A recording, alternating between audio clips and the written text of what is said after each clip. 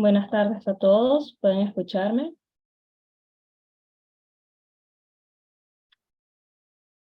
Sí, perfecto.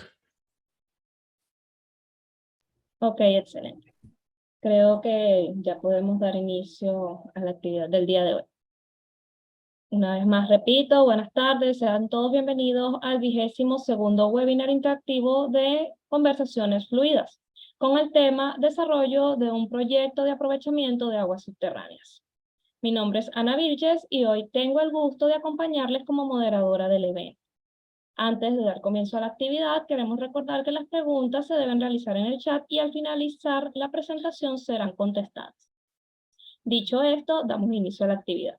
La Red de Jóvenes Profesionales de Venezuela, GPM Venezuela, de la Asociación Internacional de Ingeniería e Investigación Hidroambiental, IARS, y la Sociedad Venezolana de Ingeniería Hidráulica, se complace en presentarles el espacio Conversaciones Fluidas, donde compartimos información técnica dirigida a público relacionado con el sector agua, compartiendo con destacados profesionales del área. Para esta conversación fluida tenemos el gusto de contar con la presencia del licenciado Frank Zambrano. El licenciado Zambrano es egresado de la licenciatura en Química, mención Geoquímica, en el año 1999 en la Universidad Central de Venezuela. Realizó numerosos cursos y entrenamientos reconocidos a nivel internacional, entre los que destacan el Training Session on Hardware and WCAD Essential Course en Luxemburgo, Setup and Operation of a Logging System, Geophysical Logging Application, Manager a Rental Program, WCAD Essentials en Denver, Colorado, funcionamiento de instrumentación geotécnica, llevado a cabo por CIGEO Latinoamérica, Training on Construction and Surveying Instrument en París, Groundwater Flow and Solute Transport Modeling using ModFlow, llevado a cabo por Slugenberg Water Service, el cuarto curso hispanoamericano de hidrología subterránea en la Universidad de la República en Uruguay, adquisición y procesamiento de data REMI en Nevada y Operation of RAMAC GPR, Ground Penetrating Radar System en Toronto. Cuenta con más de 19 años de experiencia en geoquímica, geofísica, geología, geotecnia y geodesia, con aplicaciones ambientales, recursos hídricos, minería y soluciones ingenieriles.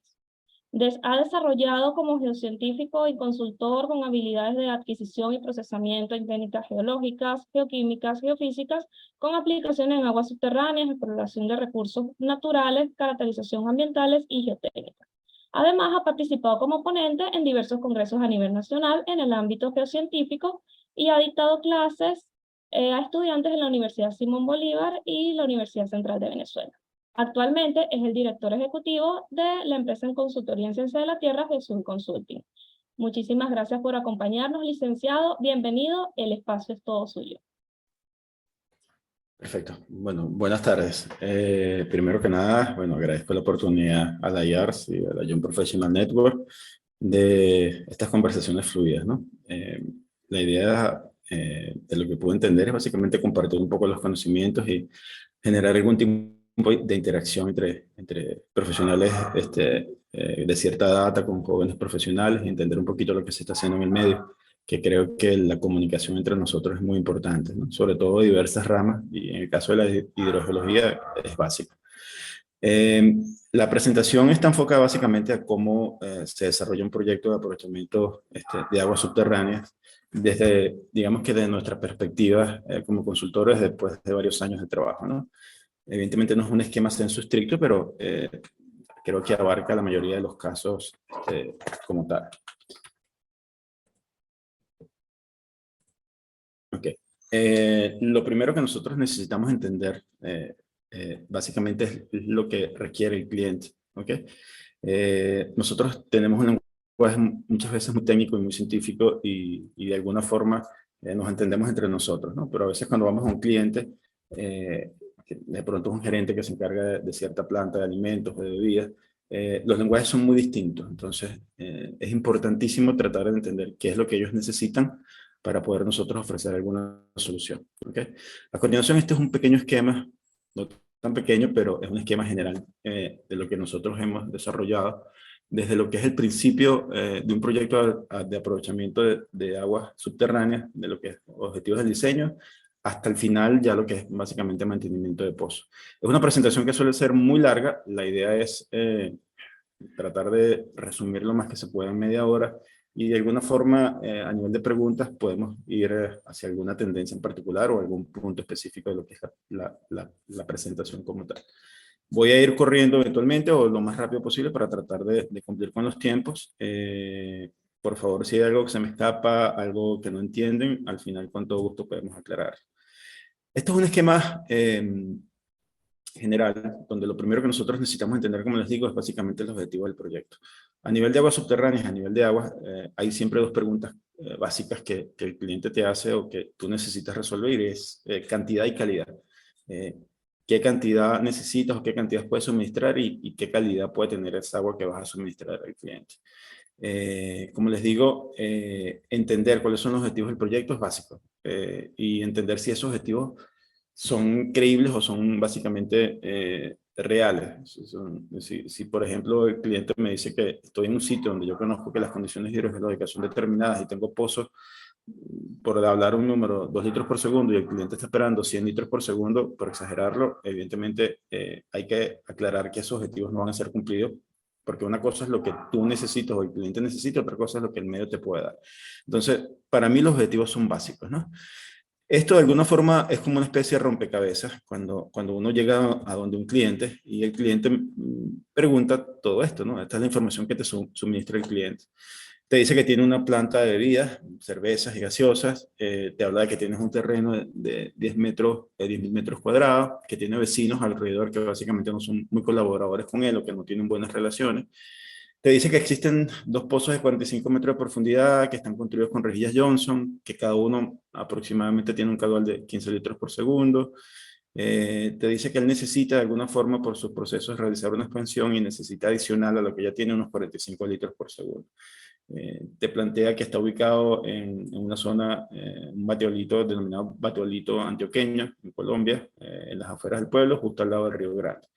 Te dice que la dureza máxima que él puede trabajar a nivel de tratamiento de aguas blancas es de 1.300 miligramos como tal, o sea, ese es el tope que él te establece para la calidad que él necesita.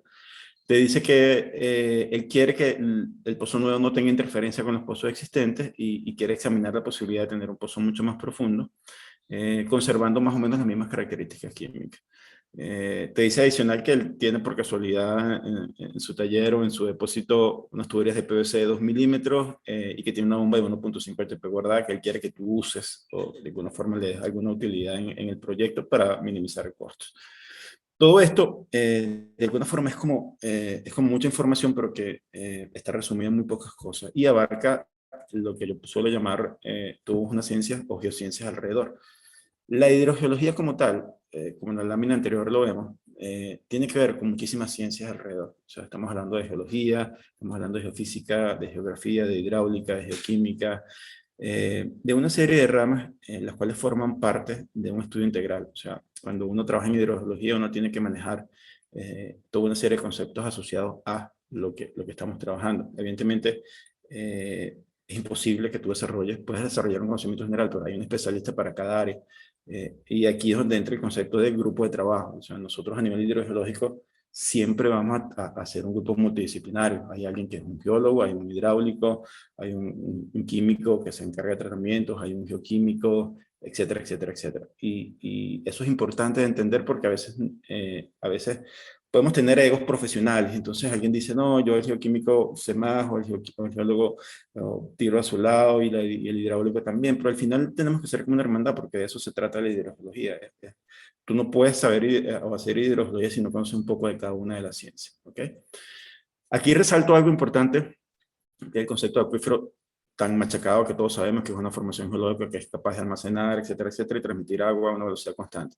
Esta es una definición que sale del libro de Custodio y Lama, donde dice que esa posibilidad de extraer esos estratos o para explotarlos tiene que ser en cantidades que sean económicamente apreciables para subvenir las necesidades como tal del ser humano. Aquí vamos a hablar de necesidades del cliente. La definición de acuífero, o esta definición me encanta porque tiene un término económico que es importante definir.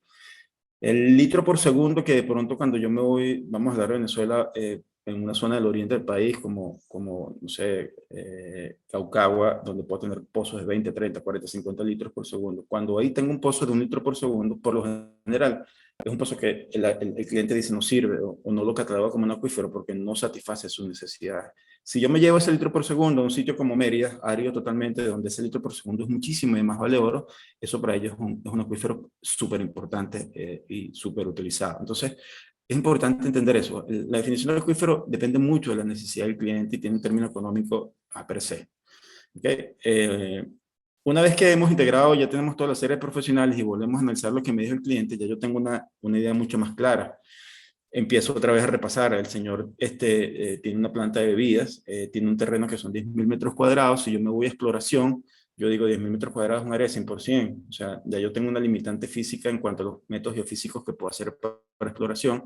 Yo sé que sus vecinos no son colaboradores, o sea que cualquier método, yo sé que lo voy a hacer en 100%, no puedo extenderme a tirar cable o hacer algo por el estilo. Tengo 2 pozos de 45 metros con rejillas Johnson, lo cual tiene un área de entrada libre bastante alta y tienen 15 litros por segundo. Él me dice que quiere 45. Ya por ahí tengo un requerimiento bastante alto, porque si cada uno me está dando 15, necesitaría por lo mínimo unos 3 pozos para cumplir con ese requerimiento. Estamos hablando de que el sitio de trabajo está en Entre Ríos, Batolito, Antioqueño, justo al lado de Río Grande. Batolito me suena a un cuerpo granítico de ciertas dimensiones, ya yo sé que es una roca dura. Si estoy al lado de Río Grande, puedo tener eventualmente unos sedimentos depositados que pueden tener una recarga directa del río o que deben tener de alguna forma. Entonces, geológicamente ya yo sé en qué tipo de acuífero puedo estar. Puedo estar trabajando en acuíferos medios porosos, tipo arenas y gravas, intercaladas con alguna zona arcillosa, y al final puedo tener una combinación con un acuífero fracturado en ese batolito. Cuando me habla de que no tiene una dureza o que no debe tener dureza de más de 1.300 miligramos expresado como carbonato de calcio, porque su planta de tratamiento no soporta más de eso, pienso, inmediatamente me puedo quedar tranquilo. Un batolito, pues, las concentraciones o la dureza no suele ser tan alta, a menos que tuvieran de pronto una carbonatita, pero lógicamente tal vez la zona me dice que no, o sea que la calidad química no me preocupa. Cuando me habla de interferencias de pozo, puedo preocuparme un poco porque me imagino un área de 100%, 2 pozos de 45 metros, y tengo que agregarle por lo menos unos 2, 3 pozos más. Hidráulicamente me empiezo a imaginar cómo son los procesos de interferencia si me los pego al mismo acuífero, entonces tengo que ir más profundo, usar otros acuíferos, entonces ya ahí empiezas a hacer un modelo conceptual. Hablamos de rejillas de que tiene una tubería, perdón, de ranuras PVC 2 milímetros, eso tiene un área de entrada libre de 4 o 5%, no se compara ni siquiera a lo que es una rejilla Johnson de 20-30%, o sea que ya yo sé que ese material no lo voy a usar. Motores 5 HP para caudales tan altos tampoco lo voy a usar, entonces ya yo tengo un modelo más o menos claro de lo que voy a hacer o lo que voy a empezar con el proyecto. Entonces fíjense que es mucha información o es información muy variada, entonces todo tiene de alguna forma un sentido, pero tienes que de alguna forma manejar un poquito los términos y siempre con el equipo multidisciplinario como recargo. Pasamos a lo que ya yo tengo mis objetivos muy definidos. Yo voy a hacer lo que llamo estudios preliminares. Muchas veces o gran parte hay mucha información en la red. Por ejemplo, la parte geológica es base. Nosotros debemos entender la geología para poder empezar un proceso de exploración, ¿okay? O un proceso de aprovechamiento. La geología es el centro de alguna forma de todo lo que hacemos aquí. Hay muchísima información que está disponible en la red. Muchas veces solamente tenemos que hojear para conseguir cosas. Aquí podemos ver eventualmente la disponibilidad de mapas fotográficos, ortofotomapas, cosas como sensores remotos que nos permiten reconstruir. Inmediatamente cuando uno va a hacer exploración y me dan un punto, lo primero que yo hago es meterme en Google Earth, que es una herramienta ya de uso común tal vez para el 99% o más por ciento de nosotros, y veo dónde estoy, veo si tengo un mapa, si es Venezuela puedo tener un mapa en digital acoplado a ese sistema para geológicamente dónde estar. Hago reconocimientos geológicos de superficie y empiezo a recopilar una serie de informaciones dependiendo de lo que pueda tener. Si mi proyecto me da, puedo meter drones con topografía, puedo meter una serie de información que puede ser más costosa. Si mi proyecto no me da, me quedo con Google Earth y con algunos mapas que puedas descargar, unos shapefile que puedas conseguir en alguna parte. Después de lo que llamo estudios preliminares, que incluye la parte geológica, tengo que pasar a incorporación de una base de datos. Primero que nada, hoy día las bases de datos son básicas para cualquier ciencia, además de que representan dinero. Nosotros como consultor, como siempre, el factor económico es importante, y mucho más en hidrogeología. Yo tengo que superponer, hace muchos años hacíamos trabajos, me recuerdo en la escuela, con mapas impresos, donde uno empezaba a plotear y todo lo hacíamos, y tal cual hacíamos cartografía y superposición de información, pero lo hacíamos a mano. Hoy día ya hay herramientas importantísimas, yo diría que, perdón, las principales son ArcGIS y QGIS. ArcGIS sigue siendo tal vez una de las plataformas más potentes y más fuertes a nivel de sistema de información geográfica. QGIS hace lo suyo desde el punto de vista de software libre, independientemente de lo que sea, puedes usar hasta un CAT. ¿Okay? Entonces, lo importante es que puedas almacenar, puedas superponer información y generar una base de datos cartográfica que te permita interpretar y analizar. ¿Okay? Esa es la base, la parte espacial es básica para nosotros.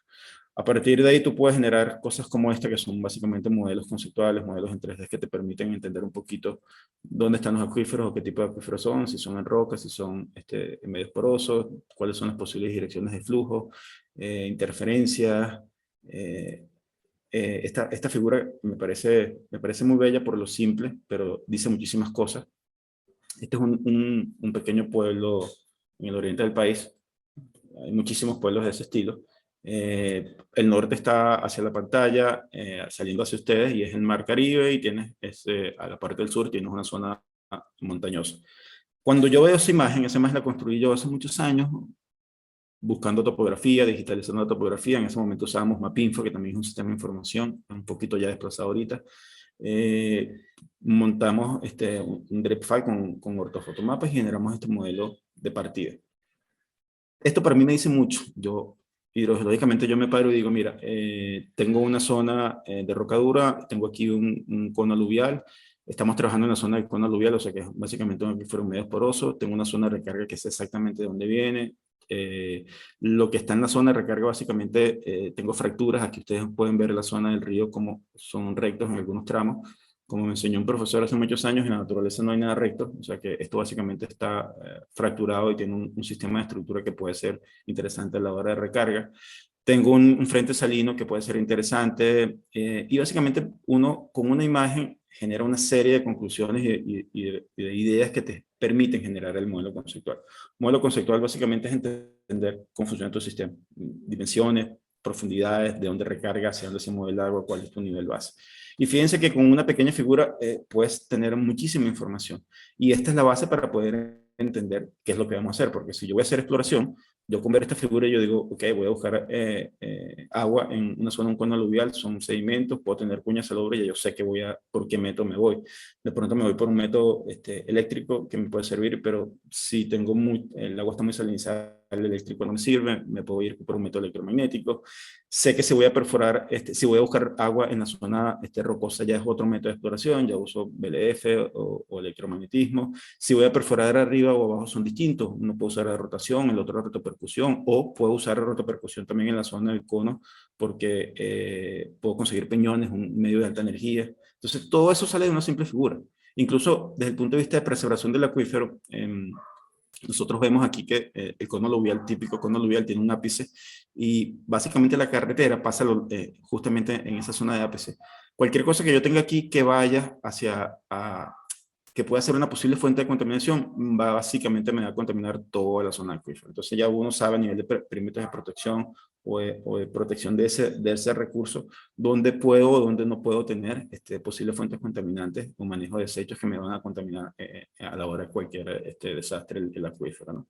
Todo a partir de una figura. Llevo 2 minutos y solo he mostrado una figura, y ya me hace una idea muy clara.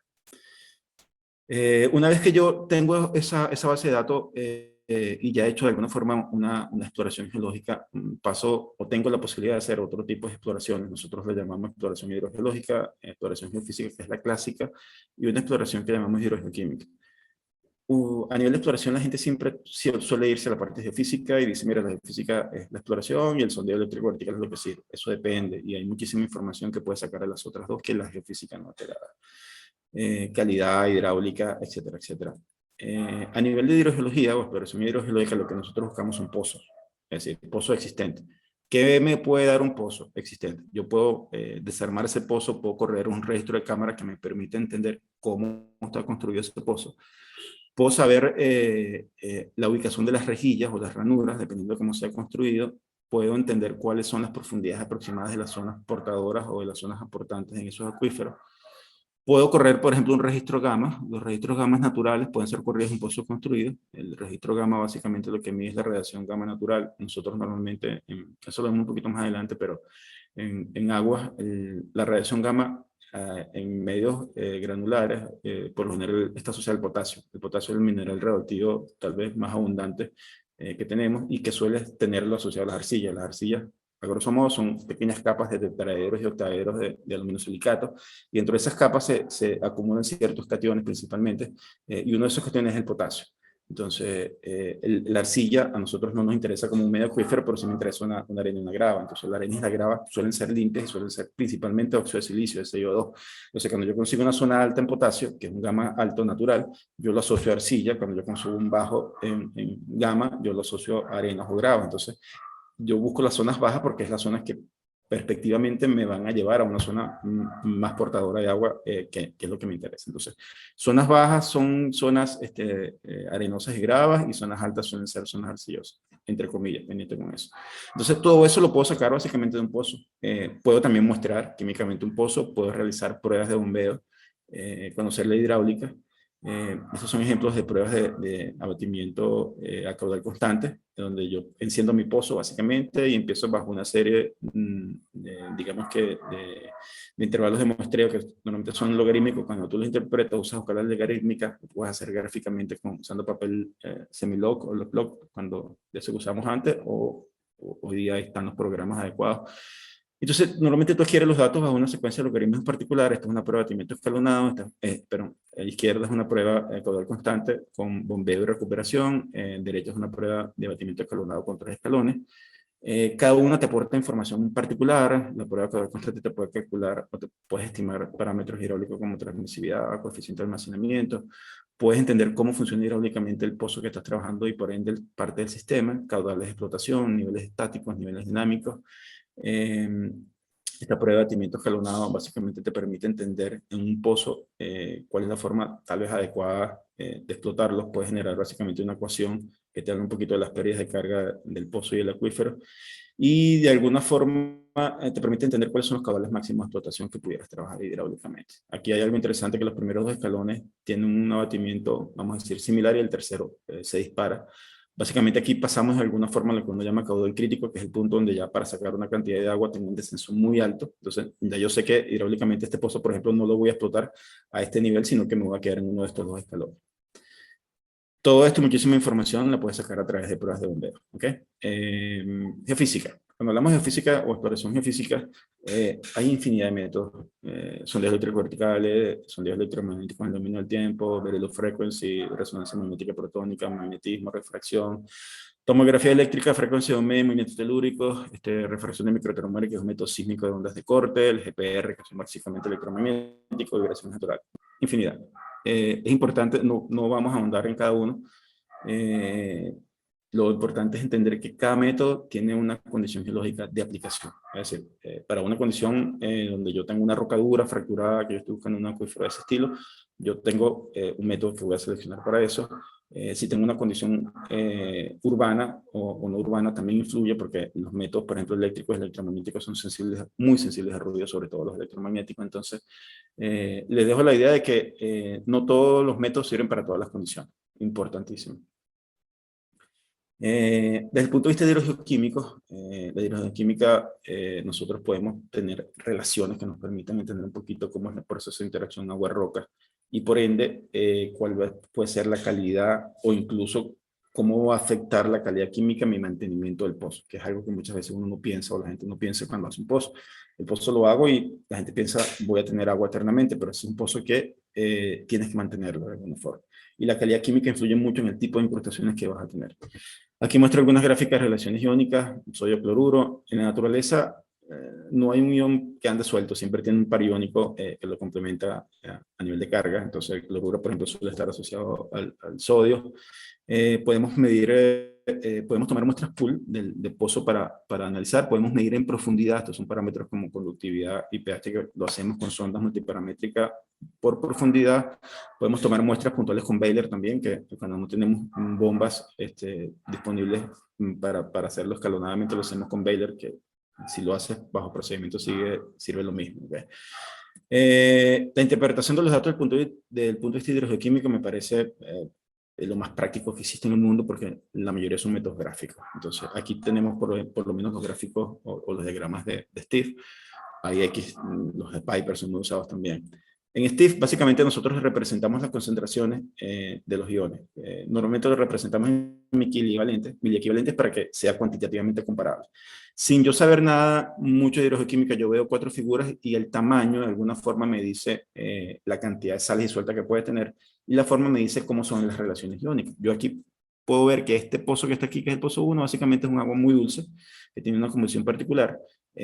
Tengo este pozo que está aparentemente más salinizado que los otros y que de alguna forma al tener formas distintas tengo unas relaciones distintas.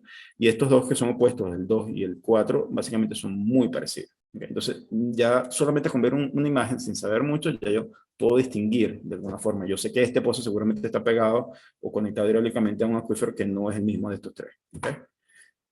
Una figura que nosotros usamos mucho un programa que se llama HydroGeoAnalysis, básicamente para generar modelos conceptuales. Aquí metíamos un poquito de divisiones de acuífero y puedes generar un modelo conceptual que después exportas, por ejemplo, a Visual Modflow para hacer los modelos como tal. Ok, pasamos a la etapa de perforación. Ya es un proceso también que es un mundo aparte. Básicamente, la mayoría lo hacemos a rotación, se recolectan muestras como esta. Son muestras que son captadas básicamente en vasitos y se colocan en gaveras de refresco para no entrar en licores. Estas muestras son muestras perturbadas, son muestras que salen trituradas enormemente, que salen desfasadas de la profundidad, porque esas muestras suelen subir básicamente por diferencia de densidades con el lodo bentonítico que usamos por lo general para perforación. En Venezuela todavía, yo creo que el 90% de las perforaciones las seguimos haciendo con lodo bentonítico, a veces usamos goma sántrica, una especie de celulosa químicamente hablando, pero trabajamos básicamente con esos fluidos.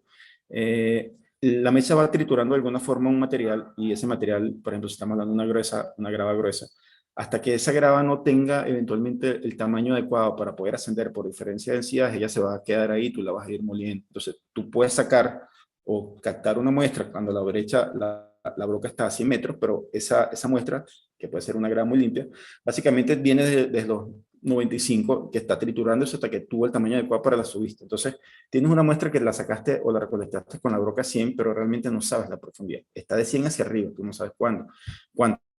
Entonces, para eso usa los registros físicos que son los que te permiten armar ese rompecabezas. El diseño del pozo, yo siempre he dicho que al final termina siendo como un arte, es como un rompecabezas. Uno tiene que considerar factores como viscosidad del lodo, el comportamiento de la máquina, cómo se comporta la máquina en ciertos estratos, medir los tiempos de descenso de barras, tomar las muestras, correr registros físicos. Toda esa información, al final uno se sienta a tratar de entender y darle un poquito sentido lógico a eso para después diseñar, ¿okay? Cómo vas a construir tu pozo. A grosso modo, los registros que se corren son entre 3 y 5 registros dependiendo de las sondas que puedas tener. El gamma natural, que básicamente ya les comenté, el gamma ray, mide radiación natural asociada a potasio, zonas arcillosas y zonas no arcillosas. Tienes el potencial espontáneo, el SP, básicamente el SP mide diferencia de potencial de forma natural. Normalmente se generan celdas galvánicas entre el lodo de perforación, el estrato, entre cada estrato, dependiendo de la salinidad. En ese caso, tú puedes tratar, o ese SP te va a servir un poco para jugar con las diferencias de salinidades que pueda existir entre estratos del mismo acuífero y entre el lodo y el acuífero. ¿Okay? Tienes el SPR, que es el Single Point Resistance, básicamente es una resistividad de punto simple. Tienes un electrodo que está conectado arriba normalmente en la fosa de perforación y tienes el otro electrodo en la sonda.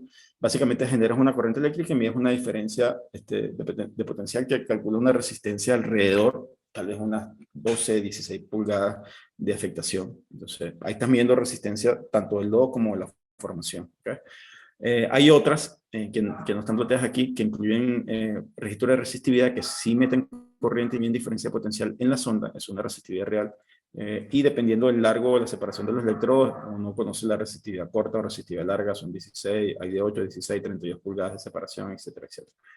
Con esos parámetros, básicamente tú generas el diseño. Ahorita vemos un poquito adelante cómo es la forma de construcción y qué considera uno para construir un pozo.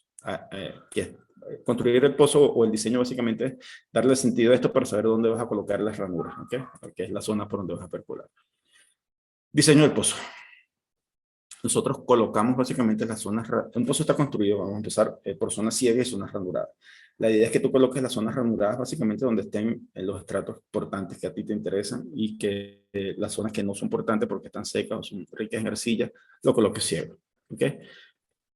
Hay una infinidad de aristas que son importantísimas a la hora de construcción de un pozo. Tal vez las principales son estas. Tubería ciega y ranurada, como le digo, básicamente los registros y las muestras te sirven para definir dónde vas a colocar las ranuras. Sobre todo cuando estamos hablando de materiales como Reyes Johnson, que son muy costosos. Básicamente el cliente te dice, mira, tienes un pozo de 100 metros y te doy 20 metros de Reyes Johnson. Tú ves dónde las pones, pero no te puedes pasar de 20 metros porque solo tengo 20 metros. Ahí tienes que seleccionar con pinzas dónde vas a colocar. Muy distinto al PVC, por ejemplo, que el PVC ciego y ranurado vale lo mismo. Entonces, tú puedes darte el lujo de poner el 90% más de lo que puede ser el pozo ranurado. No te importa el factor económico. El factor técnico sigue siendo importante, pero el económico te lo salta. ¿Okay? Filtro de grava. El filtro de grava es importantísimo. Cuando tú perforas, por ejemplo, vas a entubar un pozo en 6 pulgadas, tú por norma Covenin o referencia en acuíferos granulares tienes que ampliar por lo menos 6 pulgadas más de lo que vas a entubar. Si voy a entubar en 6, amplío a 12. En ese espacio anular tú vas a colocar un filtro de grava que debe ser bien redondeado, esférico, bien escogido, etcétera, etcétera. Ese filtro, como lo ves más o menos aquí, tienes un ejemplo de una rejilla, tienes el estrato o la formación acuífera y el filtro ocupa este espacio que está aquí. Además del sentido clásico típico que tú puedes pensar, de que el filtro de grava sirve como un filtro para una especie de pared física, para parar el acceso de ciertas partículas de ciertos tamaños al pozo, lo cual es cierto, es una tal vez, vamos a decir, la mitad de su utilidad. Esto tú deberías tomar muestras, hacer un tamizado y hacer una caracterización de los tipos de sedimento, de tamaño de grano que tienes, y en base a eso escoger un filtro de grava adecuado, 2, 3, etcétera, etcétera, que es una clasificación que hay por tamaño. Hay diversos problemas y yo que tuve la oportunidad de trabajar en varios países, no solamente pasa en Venezuela, pueden pasar en muchísimos países de Latinoamérica, y es que primero la velocidad de mandar a hacer la muestra, el tamizado es muy lento. Entonces me pasó la primera vez hace 20 años cuando mandé la muestra, el resultado del tamizado llegó como un mes después que el pozo estaba hecho. O sea, entonces es difícil tener un laboratorio que te haga el tamizado a tiempo real y que tú puedas de alguna forma seleccionar la grava.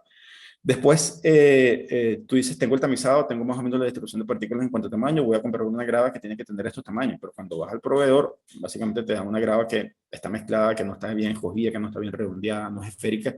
Entonces te mataste la vida haciendo un estudio granulométrico, pero no tienes el filtro adecuado como para cubrir lo que necesitas. Entonces terminamos poniendo un filtro entre 2 y 3 o algo parecido, que últimamente son mal escogidos y poco redondeados.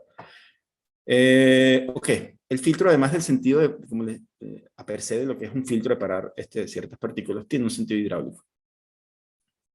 Muy por encima, evidentemente, cuando nosotros estamos trabajando alrededor del pozo, que tenemos una velocidad lo suficientemente adecuada, tengo la ley de Darcy y es un flujo laminar. En la medida que me acerco al pozo, por el cono de abatimiento se reduce la sección y al final, caudal es igual a la velocidad por área. Yo reduzco el área y yo necesito aumentar la velocidad. Cuando aumento la velocidad paso de laminar a turbulento y ya no se cumple la ley de Darcy y empiezo a tener demasiadas pérdidas de carga. Entonces, ¿cuál es la idea del filtro de grava?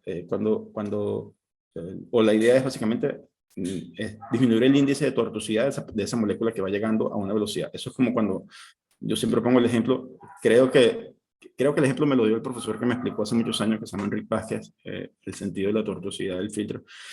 Imagínense que ustedes van en un maratón el maratón es por una pequeña trocha, un caminito entre plantas de 1 metro, y cuando ya vas llegando a la meta decides acelerar porque tienes que cumplir con lo máximo y estás dando tu último, y cuando va llegando, consigues de pronto una autopista de 4 o 5 canales y básicamente tú puedes ir mucho más descansado. Lo mismo pasa básicamente con las moléculas o las partículas de agua, perdón, o moléculas de agua, cuando vas llegando a una velocidad que a juro tienes que incrementarla. Cuando consigues el filtro de grado son como pequeños, son como grandes espacios donde puedo circular sin tanta vuelta y al final eso me genera menos pérdida de carga. Entonces el filtro tiene un sentido, digamos que físico o sanitario, y también tiene un sentido hidráulico que cuando está mal puesto o mal escogido, mal realizado, terminas con pozos de una baja eficiencia terrible, que abaten 50, 100 metros para sacarte medio litro por segundo. Sellos sanitarios, también importantísimo, sobre todo en estos últimos tiempos. El sello sanitario, mucha gente me dice, el sello sanitario es un sello que uno coloca mucho más amplio que el de entubado en el grado que hace por norma Covenant. Estamos hablando de 6 metros de profundidad, pero puedes ponerle 100 metros si tú quieres, dependiendo de lo que sea. Hay pozos, por ejemplo, en algunas zonas de Caracas que están, los primeros acuíferos son ricos en hierro y que no nos interesa, y tenemos filtros o sellos sanitarios, perdón, de 30 metros. Hay pozos en Valencia que tenemos con perforaciones de sellos sanitarios mucho más profundos, porque al final uno trata de proteger de contaminaciones el pozo. Tiene un sentido de conservación del recurso y además tiene un sentido práctico para que el pozo no te salga, no saque agua contaminada. ¿Qué pasa? Cuando no le pones sello sanitario, tienes la posibilidad de que cualquier contaminante superficial, aguas negras, gasolina, que pasa el día a día en Caracas, básicamente puede acceder al pozo y tú lo puedes sacar. Mucha gente cuando le explico eso, o muchos clientes me dicen, no, pero es que mi rejilla está a 50 metros, a 100 metros, o sea, que es decir que la gasolina que tengo 1 metro no va a llegar a los 35. Y uno explica, sí señor, pero alrededor del pozo tienes el filtro de grava, que es un medio súper permeable, o sea que esa gasolina, esa agua negra que entra por aquí, va a bajar por ese filtro de grava que tú colocaste precisamente para filtrar y mejorar la hidráulica, y lo vas a sacar a los 35. Entonces vas a tener pozos contaminadísimos. Tengo pozos con profundidad de 100 metros y ranuras que empiezan desde los 40, 50 metros hacia abajo, con una concentración impresionante de coliformes que no te digo que 2 tratamientos, cloración y ozono y 50.000 cosas para que pueda ser potable. Básicamente por no colocar un filtro, un sello sanitario. Igual uno lo ve el día a día cuando hay fugas de gasolina en estas estaciones y consigues que el pozo esté sacando gasolina, porque el pozo saca gasolina cuando debió haber tenido un sello sanitario adecuado. Entonces, bueno, el sello sanitario también es un punto importantísimo en la construcción de pozos. Aquí muestro un poquito cómo son los materiales, formas de construcción de los materiales ranurados. Tenemos rejillas Johnson, estos son rejillas de hilo continuo, área libre 20, 30%, dependiendo del diseño. Tenemos tipo persiana, tenemos en PVC, de hilo continuo también. Solo las he visto en Johnson y Papco, que tenía unas similares. Y tenemos la tubería clásica ranurada, que es la que estamos instalando en la mayoría de los casos, que área libre 25-30, área libre 4,5, la que estamos fabricando actualmente en Venezuela. O sea, la diferencia es alta, evidentemente el costo también es alto. Todo depende del caudal y el tipo de cliente que necesite. El cliente que vive del agua al 100% y que genera mucho dinero por esa agua, por cada gota, invierte esto. ¿Okay? Pero si estamos hablando de 30, 40, 50, 60 litros, si estamos hablando igual de un pozo tal vez de 2, 3 litros, te puedes quedar aquí tranquilamente, independientemente de que vivas o no del agua. Este es un ejemplo de rejilla Johnson básicamente sucia, incrustada, que nos lleva al entendimiento de que todo pozo debe ser mantenido. Por normativa legal en Venezuela estamos hablando de 1 año, pero hay pozos que pueden ser requerir limpieza cada 8 meses, 6 meses. Por la calidad y la mayoría de las veces por malos procesos constructivos. ¿Okay? Hay normas en Venezuela como en la norma Covenant. La actual es una norma muy antigua del 79, pero ahorita estamos tratando de actualizarla. Hay una serie de profesionales asociados al área, perforadores, etcétera, etcétera, consultores, profesores, que están participando en un grupo de trabajo para actualizar un poquito esta norma. Sigue siendo una norma de referencia, no es una ley, pero de alguna forma es un basamento legal como para mostrar. Entonces, bueno, tienes que de alguna forma tener en consideración ciertas cosas a nivel constructivo que a veces se cumplen, a veces no, pero es importante.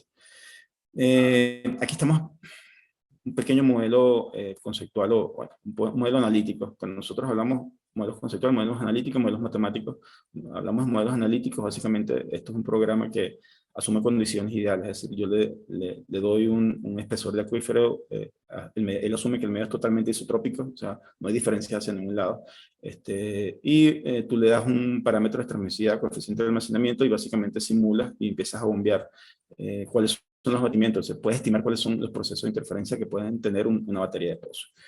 El abatimiento teórico en cada uno de los puntos es la suma de los abatimientos individuales del pozo. El programa lo que hace de forma muy bonita básicamente es calcularte eso y tú puedes de alguna forma simular para distintos caudales de explotación los pozos y ubicación y puedes entender hidráulicamente cómo va a funcionar tu batería de pozo Eso te sirve para saber, por ejemplo, a qué profundidad puedes bajar las bombas, si tienes proceso de interferencia, cómo manejarlo y cómo usar el recurso, básicamente. Sistemas de tratamiento, también es importante, ya voy corriendo. Muchas veces nos pasa el caso de que tenemos un pozo y resulta que la calidad es tan mala, estamos hablando de Caracas, por ejemplo, y el sistema de tratamientos termina costando lo mismo que cuesta el pozo. Esto es un típico ejemplo.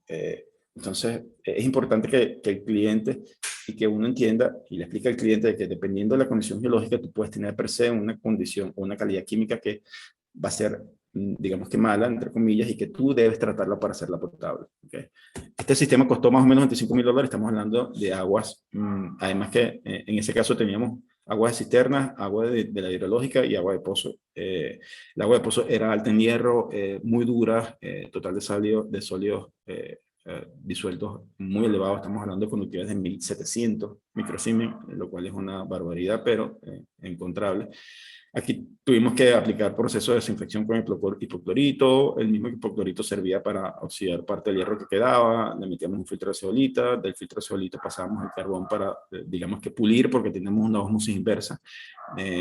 A la ósmosis no le podemos meter de un solo golpe una calidad fuerte, siempre tenemos que limpiarla y hacer pulimiento al final, eso, las leyes de tratamiento, uno consigue a veces la ósmosis, el cliente te llama, mira, la ósmosis se me tapó y tiene 2 meses, y tú ves la ósmosis conectada directo a la entrada, no tiene sentido, o sea, tienes que hacer un pretratamiento antes de meterle algo a la ósmosis, que es lo más delicado y lo fino que puedes tratar. Aquí pusimos un suavizador y después pasamos a la ósmosis.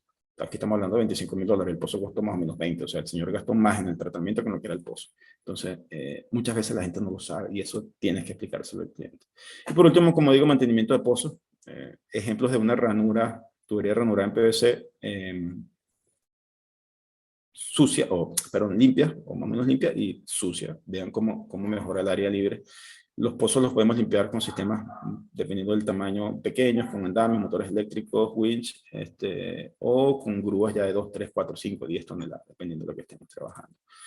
El tema de los mantenimientos tiene un fuerte componente químico, porque básicamente las incrustaciones, químicamente hablando, van a depender mucho de la calidad del agua y para yo sacarlas debo entender qué es. Por ejemplo, estos son incrustaciones de carbonato de calcio. Aquí vean cómo desde aquí está en una secuencia de tiempo. Paso 1, paso 2, paso 3, paso 4. Esta es una tubería ranurada que empieza a incrustarse con carbonato. Todavía se ve en parte de las ranuras. Aquí ya básicamente se ven todas las ranuras, pero están todas tapadas.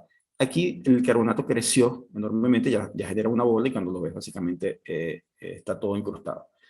Para quitar esto, yo tengo que aplicar, por ejemplo, ácido clorhídrico, esto es PVC, o sea que no me molesta el forro, quiero quitar esto lo mejor posible, puedes aplicar un método físico de cepillado o lo que sea. ¿Qué pasa con esto? Yo siempre pongo el ejemplo del Alka-Seltzer, tengo 2 Alka-Seltzer, uno entero y uno triturado, yo los agrego al agua. ¿Cuál se disuelve primero? Piensen cuál sería. La respuesta básicamente es el que trituré, porque es muy sencillo, básicamente área superficial. Esto que está aquí tiene muchísima mayor área superficial, mayor capacidad de reacción y se disuelve mucho más rápido que este. Lo mismo pasa aquí. Si yo este carbonato lo saco y lo trituro, va a disolverse muy rápido, pero como lo tengo aquí, solamente estoy atacando una sola cara. Para sacar esto hay que gastar muchísimo ácido clorhídrico y muchas veces es posible que gastes tanto dinero como hacer un pozo nuevo. Entonces, dejar un pozo a este estado, básicamente estás perdiendo el tiempo o el dinero, mejor dicho, porque para poder recuperarlo, seguramente ni que gastes el doble de lo que te costó el pozo, puedes llegar a recuperarlo. Entonces, entender que el mantenimiento es muy importante. O sea, no solamente perforar el pozo de buena manera, sino es mantenerlo. Okay. Conclusiones, ética profesional, desconocimiento del conocimiento mal empleado. Como siempre les digo a todos, las cosas bien hechas siempre van a dar mejores resultados que las cosas mal hechas. La ética es lo básico que rige o que debe regir cualquier persona, tanto a nivel personal como a nivel profesional. Hidrogeología, ciencia multidisciplinaria, sin ego. A veces pasa que a uno le toca presentar a proyectos al final, no sé, de contaminación y presentas el modelo matemático, los resultados y la pluma contaminante y todos los resultados y la gente dice, oh, sí sabe o mira, lo hizo él solo, ¿no? Entonces, detrás de uno hay 10, 15, 20 personas que han trabajado por 6 meses, un año en un proyecto y tú simplemente estás exponiendo algo de forma resumida, pero hay un grupo de profesionales que cada uno en su área aportó su grano de forma muy particular. Todos, casi por lo general, conocen de lo que estamos hablando en el grupo, pero cada uno es especialista en su área. ¿Okay? Geocientífico, ciencia de la Tierra, básicamente eso.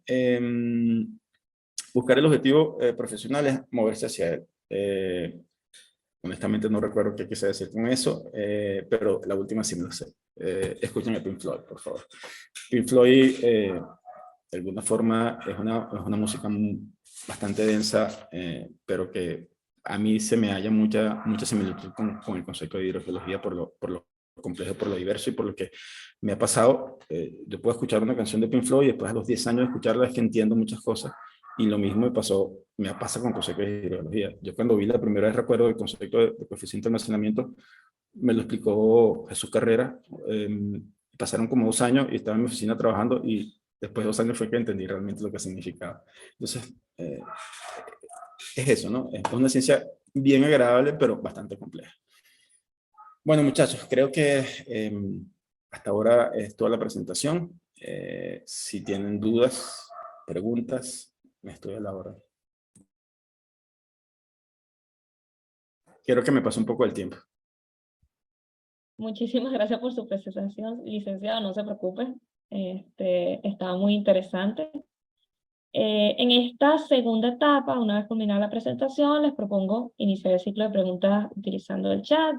Yo leeré las preguntas de los participantes y en el tiempo que tengamos disponible, el resto de las preguntas trataremos de abarcarla en otro espacio, en otro momento. Comienzo con la pregunta que realizó José. La interrogante es, ¿qué se hace con la salmuera resultante del proceso de tratamiento? Okay. José, te explico. Eso es, bueno, ese gráfico, nosotros no instalamos básicamente ese sistema o ese suavizador porque lo sustituimos por algo que ya te voy a comentar. Cuando tú tienes eso se llama resina de intercambio catiónico. Tú lo que quieres de alguna forma es quitar el calcio y la dureza. La dureza básicamente son metales bivalentes, calcio, magnesio principalmente, puede ser hasta estroncio, pero principalmente lo que vas a conseguir es calcio y magnesio. Tú lo que quieres es retirar esa dureza. Tú tienes digamos que un medio poroso que tiene de alguna forma sodio agarrado y cuando el agua pasa por ahí, él va a soltar un sodio, como dicho, va a soltar 2 sodios y va a agarrar un calcio, conservando las cargas. Entonces él lo que va a hacer es captar la dureza en calcio y magnesio y se la va a pegar y va a soltar ese sodio que tenía adherido y ese sodio va al agua que tú estás tratando. La forma de tú limpiar eso es hacer recircular salmuera, cloruro de sodio. Básicamente lo pones a recircular y lo botas al desagüe y eso lo que va a hacer es que esa resina de intercambio catiónico suelte el calcio que tiene y se vuelva a cargar de sodio. Y después la vuelves a colocar. ¿Qué pasó en esta casa, en este sistema que instalamos? Que el espacio era muy pequeño y para digamos que el balance de masa, la cantidad de salmuera que teníamos que tener disponible para estar haciendo retrolavado, lo que decidimos fue, por comodidad del cliente, porque tiene que, ese de alguna forma el cliente lo que quiere es tú tratas de resolverlo. En ese caso lo que hicimos fue, quitamos el suavizador y lo que nos molesta es la dureza. Entonces lo que hicimos fue sustituirlo por una solución que se llama un desincrustante. Esa solución permite que esa dureza que está expresada como calcio y magnesio no me vaya a precipitar en el filtro de la osmosis inversa que tenía como siguiente paso. Entonces, evidentemente, esta solución desincrustante es costosa, pero es mucho más sencillo tener una solución que tú simplemente estás llenando y no tener una salmuera que tienes que preparar y poner a recircular, que básicamente lo tiene que hacer un operador para limpiar y reconstituir esa resina de intercambio catiónico. Creo que eso contesta la pregunta. Ok, excelente. Por acá Ismael pregunta que el sello sanitario, ¿con qué material se construye? Básicamente es concreto. O sea, nosotros, hay distintas normas. Por ejemplo, está la STM que tiene una serie de concretos, está la API que también establece una serie de tipos de concreto para el sello sanitario en pozo. La API evidentemente es un poco más fuerte porque estamos hablando de pozos petroleros principalmente. Nosotros, aquí tenemos la norma COENIR, nosotros divide básicamente el concreto en 5 tipos. El 1 es el común, tipo A, que es el que solemos recomendar, es el tipo Portland. Básicamente es el concreto que aquí usamos en una proporción que establece la misma norma COENIR para preparar. Y cuando tenemos condiciones muy agresivas como alta dureza, aguas muy agresivas, eventualmente podemos usar el concreto tipo 3 o agregar algún tipo de aditivo al concreto para que de alguna forma el fraguado sea lo más fructífero. Pero resumiendo, concreto es lo que usamos. Ok, muchas gracias. Julio Rivas comenta, muy interesante la exposición, me han preguntado sobre los pozos y cuando expongo el caso de tratamiento del agua antes del consumo no me creen. ¿Es posible educar a la población para evitar esta situación? Julio, yo siempre he sido partícipe que la educación del cliente, nosotros como consultores, es básica, porque primero la única forma de tú distinguirte del resto es básicamente con tu capacidad técnica. Y después, esa capacidad técnica tiene que ser evaluada por el cliente. Yo desde el día uno que empecé trabajando en este mundo hace varias décadas, mi objetivo principal ha sido ilustrar al cliente. Muchas veces voy, doy charla, explico. Puede ser una lucha David o Goliat y que tú pienses que nunca, pero, y como yo le digo a mi cliente, no importa que no me contrates a mí, pero lo importante es que contrates algo que tú entiendas que está bien hecho y que no contrates algo que está mal hecho. Resumidas cuentas, sí, la gente te cree. Mira, nosotros cuando empezamos en el tema de los mantenimientos hace varios años, es difícil competir cuando tú cobras por sitio, no sé, tu servicio vale $10 y hay gente que cobra $1. Tu capacidad técnica sigue siendo muy alta y muy distinta, pero en la medida que tú vas enseñando al cliente, que ese cliente de alguna prueba tu servicio, que se da cuenta de la capacidad técnica, ese cliente no te va a abandonar. Y un cliente satisfecho llama a otro cliente. Entonces, ese es el secreto. Ilustra a tus clientes, ilustra a la población. Eso tiene que ser un proceso no solamente a nivel de consultoría, sino a nivel de la población general. Debería ser una política de Estado. Yo me quedé impresionado cuando yo estudié en Uruguay. Yo preguntaba a un taxista y el taxista me hablaba del sistema acuífero guaraní y me explicaba una serie de cosas del recurso hídrico, y aquí la gente muchas veces no sabe. Entonces, ese proceso lo debemos hacer y lo podemos hacer, no es tan complicado. Entonces, yo aporto mi granito de arena en una charla como esta, o aporto mi granito de arena conversando con, no sé, con mi tío, con mi primo, con el amigo cuando me estoy tomando una cerveza, o dando una charla en un condominio. Poco a poco la gente va a entender el recurso. Y ahorita hay algo importante, que la condición, en el caso de Venezuela, de la escasez de agua por X motivos, ha hecho que el recurso sea, o la gente haya volteado a ver el recurso. Y hay mucha gente que, aunque no sabe, quiere saber cómo funciona. O sea que sigue adelante. O sea, de eso está, hasta el último día enseñando a la gente. Así es. Ismael Ishaula dice, excelente presentación. Samuel Hernández pregunta, ¿cómo se podría predecir y modelar si hay sobreexplotación actualmente por la mayor cantidad de pozos construidos hasta la fecha? ¿Cómo se podría? Predecir y modelar la sobreexplotación, si existe explotación ahorita por la mayor cantidad de pozos construidos. Okay. Para todo modelo, lo que necesitas evidentemente es datos. Es decir, lo primero que tenemos que tener es una serie de datos, y los datos básicamente son niveles. O sea, tenemos que medir niveles, cuantificar. Tú puedes hacerlo, evidentemente puedes decir, voy a establecer voy a calcular qué consumo tiene cada usuario, pero eso no lo puedes hacer en una condición como la que tenemos de tanto desorden. Entonces, la única forma de entender básicamente es tratar de decir, mira, voy a medir niveles, voy a establecer una red de pesómetro, voy a hacer mediciones periódicas para entender cómo son los descensos. Hay un estudio, lo de conocer a Samuel, saludos a Samuel, un excelente profesional. Él oía hace algún tiempo, calculó cuando estaba Araguaz, hizo un cálculo de volúmenes y en base a la demanda de la población, y en ese momento se determinó en ese estudio que no daba básicamente el caudal de recarga que teníamos como para poder satisfacer la necesidad de la población, por ejemplo, en el caso de Caracas. Entonces, el problema ahorita es que sí lo estamos sobreexplotando. ¿Cómo lo sé? Lo sé porque tengo pozos que han descendido 10, 15 o hasta 20 metros el nivel estático de un año a otro. O sea, en 12 meses es imposible por muy condiciones climáticas que puedas tener, que un pozo descienda de forma natural 20 metros en nivel estático. Quiere decir que ya le está sacando muchísimo más. Entonces, y empiezas a ver procesos de interferencia fuertísimos donde te vas a una cuadra que tiene 50 por 50 y tienes cada 20 metros un pozo. Evidentemente hay. La única forma de modelarlo tiene que ser generar una base de datos. La base de datos, principalmente, como todos sabemos, la acuífero Caracas o para cualquier acuífero tienes que tener dimensiones y darle propiedades. Esas dimensiones, alto, ancho, para dónde voy, algunas propiedades hidráulicas, y empezar a alimentarlo. Y ahorita necesitamos alimentarlo con datos de recarga o con datos de niveles para poder entender cómo ha ido descendiendo. Que evidentemente ha ido descendiendo. Es algo como que lógico. Aquí se hizo un modelo matemático con Visual Flow hace no sé, 15 años por ahí. Lo hizo Tajal en su momento para Hidrocapital. En ese momento estaba la base de datos, esa base de datos, no sé qué pasó. Se recopiló todo lo que era la cartografía, todo lo que era el modelo en topográfico, se recopiló información, no recuerdo, de 500 o más pozos.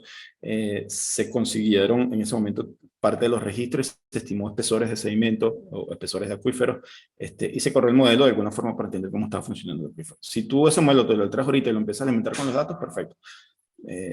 Pero si no, tienes que construirlo desde cero. La única forma es eso. Modelos básicamente tienes que construirlo como tú quieras, en Flow, y empezar a limitarlo con datos. Pero tienes que establecer un sistema de medición de datos y de control de lo que está pasando.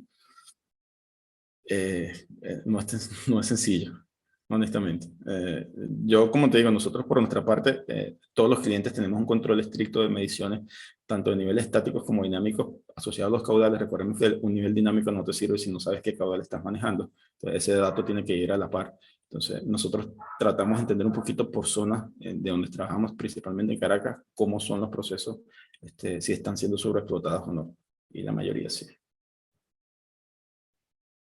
Ok, perfecto.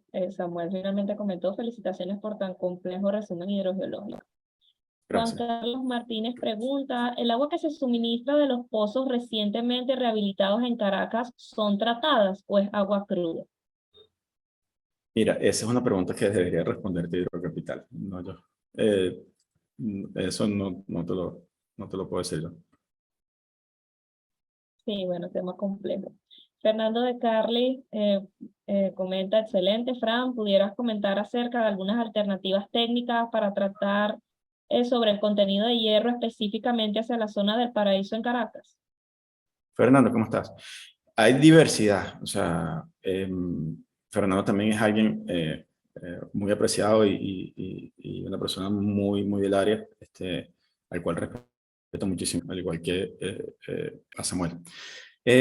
Mira, lo básico, muchas veces, lo primero que tenemos que entender cuando hablamos del hierro es saber en qué tipo lo tiene. Tenemos hierro 2 y hierro 3. Básicamente el hierro 2 lo podemos tener o lo tenemos en solución, el hierro 3 lo tenemos ya precipitado como hidróxido. Entonces, si, lo primero que tratar es hacer un análisis, porque una gente dice hierro total, tanto, por cuánto tengo hoy 2 y cuánto tengo 3. ¿Cuál es la idea? De que yo, la mayoría de las veces el tratamiento lo va a hacer físico, por filtración. Entonces, yo ese 2 lo tengo que pasar a 3. Entonces, lo primero que tengo que hacer es clorarlo. O algún método que me permita oxidarlo de alguna forma. ¿Okay? Lo paso de 2 a 3 y después de ahí puedes aplicar cualquier cosa dependiendo de la cantidad. Puedes empezar por una cosa básica como una zeolita, de alguna forma, para sacar ese óxido de ahí. Entonces, todo depende cuantitativamente de la cantidad que tengas y del espacio que tengas para construir la planta. Pero lo primero que tienes que hacer es llevarlo todo básicamente a un solo estado, que va a ser el hierro 3, que es un oxidróxido, y después filtrarlo. ¿Cómo lo filtras? Ya depende mucho de lo que puedas tener. Hay filtros específicos para el hierro, hay filtros sencillos como solita. Muchas veces, dependiendo de la cantidad, si no son bajas, puedes usar hasta carbón, pero en el caso del paraíso es intenso y me ha pasado... y me ha pasado que me presentan resultados de la zona del paraíso y el laboratorio dice que no tiene hierro, pero tú lo ves básicamente a la vista y de por sí, Fernando lo conoce mejor que yo, los sellos sanitarios ahí que se hicieron en su momento hace varios años, ¿no? Porque los 90 son mucho más profundos precisamente para evitar eso. Entonces, el tratamiento, oxidación y filtración, a grosso modo. ¿Qué sistemas de oxidación uses? Puede ser exploración ozono o puede ser algún otro. ¿Y qué filtra? Puede ser de solita hasta cualquier cosa, dependiendo de la cantidad del proyecto o de la cantidad de dinero que tengas disponible para el tratamiento. Ok, Oh, creo pero que he conocido sistemas, pero tan artesanales como las lagunas o los tanques de alguna forma de oxidación, que la gente tiene lo puede oxidar con un sistema de una torre de aireación y después los he visto, después de esa torre de aireación lo dejan en tanques o piscinas y esperan que decante de alguna forma. Ya lo oxidaste, básicamente de una manera muy económica. El señor tenía un tanque y la adducción estaba un poquito más arriba, entonces al final todo el óxido esperaba que depositara, decantara y después sacaba el agua. Entonces ahí está haciendo una filtración y está haciendo una oxidación súper económica. ¿Okay? En el caso del paraíso, no lo vas a poder hacer seguramente, pero como te digo, hay opciones. Dependiendo del dinero que tengas disponible, van a haber sistemas. Ya, ok, pero... excelente. Creo que tenemos tiempo para una última pregunta. Shaula de Torres Pregunta, ¿cuál sería el tratamiento mínimo que debería aplicarse al agua cuando se extrae de un pozo profundo en caso de que sea una residencia multifamiliar? Lo mínimo es cloración, o sea, asegurarte que la parte microbiológica esté bien. Si tú ves el agua transparente, hay una percepción de que el agua transparente no es potable y 100%, ¿no? Pero puedes tener microbiología súper alta, o sea que lo mínimo que tienes que hacer es un sistema de cloración, que es un sistema de desinfección. Puedes hacer cloración, puedes hacer ozono, puedes hacer UV, que son los tres sistemas que realmente te van a matar la microbiología, pero por lo mínimo el sistema de desinfección es lo que debes hacer. Si el agua es turbia, si tiene sedimentos importantes, si tiene hierro, que te mancha la ropa, las posetas, etcétera, etcétera, ya hay tratamientos particulares. Pero lo mínimo que debes hacer es básicamente un sistema de desinfección que es cloro, ozono o UV.